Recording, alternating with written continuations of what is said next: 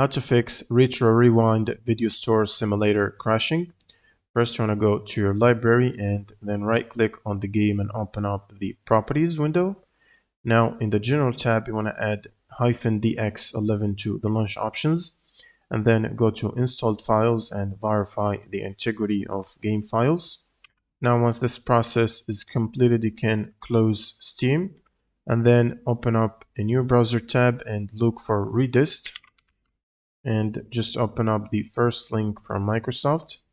Now, from this table right here, you will need to download and install the 86 and the 64 redists. And once you finish the installation of redistributables, it will ask you to restart your computer. And right after the restart, you'll also need to check if you have the latest drivers installed for your GPU. If you're running an NVIDIA GPU, you can use the NVIDIA app to get updates. Or if you're on AMD, you can use the AMD software and just download and install the latest available driver updates. Next, you'll need to run Steam as admin before opening up the game. Right-click on Steam and run as admin. And then just launch the game from your Steam library. And this should fix the crash problem.